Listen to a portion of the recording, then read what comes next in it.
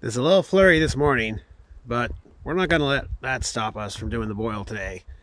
So the first thing we got to do is we got to chop some of this wood. It takes a lot of wood to make a fire for the boil.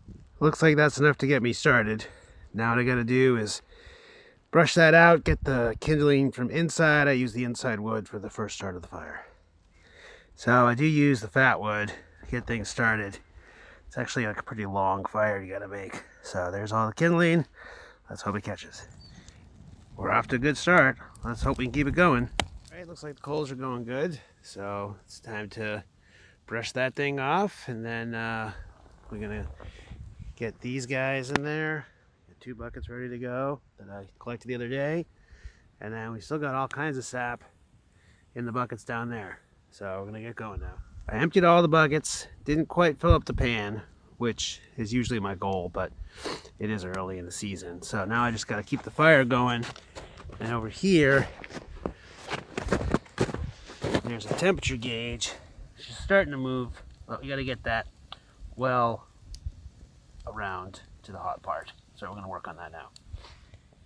Been at it for almost an hour, and the temperature gauge is climbing pretty good. We really want it to like kind of do a lap on itself and get back to the start, and that's when it'll probably start to boil, but it is starting to steam already, so that's a good sign. So the temperature is where it's supposed to be about, and we've been steaming and bubbling for quite some time now, so we're definitely getting down there. I know it's a little hard to see, but by getting real close you can maybe see the line where it used to be, where it's now, and it's starting to turn a little bit darker. So, gotta put some more wood on to keep this thing going.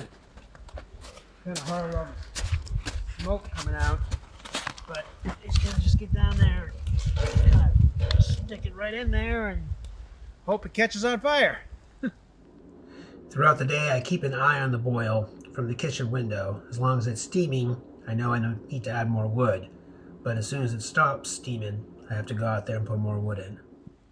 It's about 5 hours later. Shadows are getting longer. It's beautiful out here. Smoke's still coming out of the bubbler. And it's kind of hard to see what's going on in there. There's so much steam. But you can get a look at it a little bit. It's much darker now than it was this morning. Still got a little ways to go before I move it inside.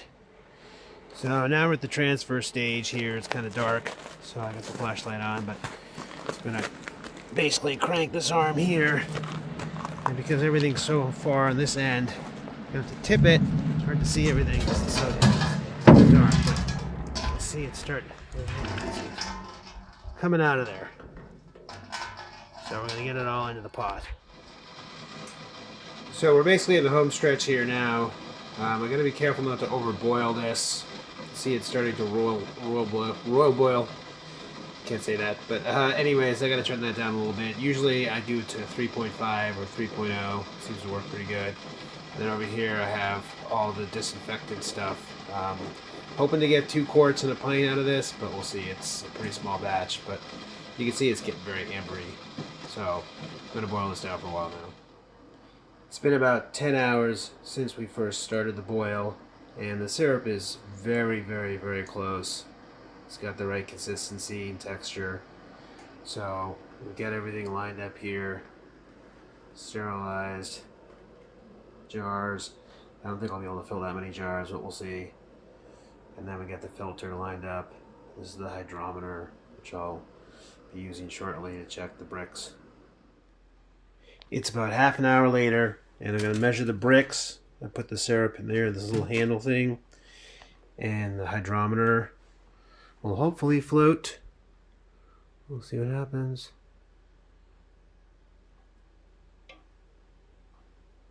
Oh, it looks like it's floating, and I can see the red line. That means it's done. The last step was I filtered it, and I had to use the tongs to kind of like make sure it came out of the filter. I filtered it in one of these containers that I collect the sap in, and I only got we got 2 quarts and like half a pint, but that's good.